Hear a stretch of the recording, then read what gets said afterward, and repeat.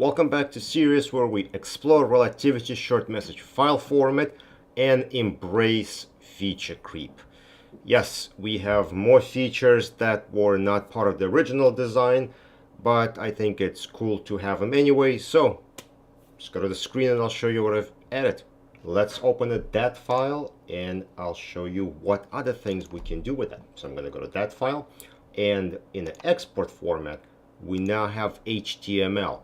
So we can take a dat file or Slack export and convert it into an HTML. Now originally this feature was designed, or the HTML functionality was designed to work with Slack, but I don't have any Slack data to show you, so I'm just going to use a dat file, but you can import Slack data just the same way by clicking on the Slack button over here. So I have my HTML loaded to message crawler. I pick my HTML as the export file format. I'm going to say generate export, export complete, and I'm going to open this file and I'm going to refresh just so you know this is the real file. And what we got is an HTML rendering of our conversation. Just like in the RSMF file, what you would see in Relativity, on top we have a list of our participants. So these are the people who are in this conversation. And below we have what they say and what time they said it. And on top of that we have images that are animated and can be displayed right inside this window. And if we have any files that cannot be rendered, well, for those we're going to have a hyperlink, so you could click a link, which is right here, and you could see just below that over here that this is a vcart file, and we can't display a vcart file in the browser, not unless we render it or something like that. So a user would be able to just click here and open it. Same thing with animated pictures. If you do want to open it as a standalone, it'll just open it for you. Okay, so we can come back and we get that. Now, how does this look on the file system? So if I'm going to go to the folder where this was exported, you'll see there is an HTML file and there is a folder with attachments. So these are all the attachments that this HTML file references. Now, if we were to create multiple HTML files, so let's delete this. Let's say you want to create multiple files by day. I'm going to jump to message crawler and I'm going to use the same functionality: timestamp, format, by day, generate export, done.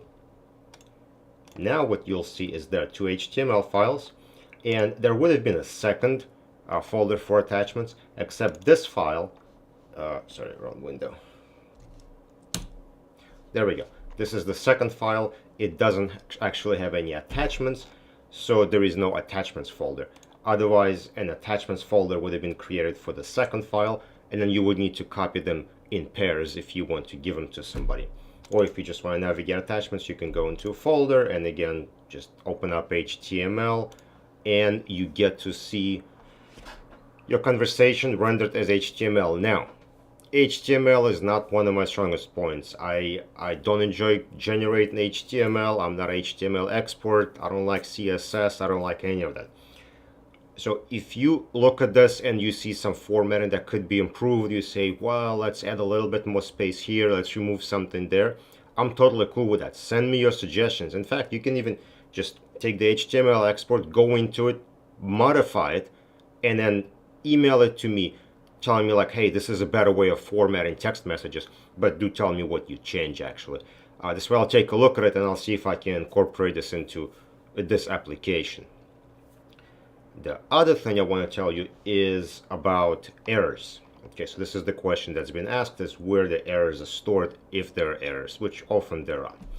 When we're in the Slack import section and you load in Slack into memory, or you load in attachments or anything else, all the log or all the errors, anything will be logged in this window, right? So as the program runs, it's going to tell you what it's doing, including any errors. Now, it's not the best way of displaying it, I realize that, so I will make improvements to it.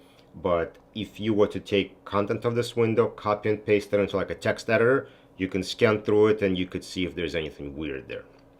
As far as running message crawler itself, there is a view log button which you can click on, and this will do the same thing. It will tell you any kind of problems or inconsistencies or any issues that could have happened while it was running. So for example, we didn't specify message type. So this tells you, so for message 1, we've defaulted to document as a message and priority, no, I'm sorry, the importance as normal. And then if we scroll through, so we see we finished with the first file, and then it goes to a second file. So this is really, really detailed logging. And you can look here and you can see if anything happens. If there are any critical errors, like something you gotta go like, whoa, what happened here?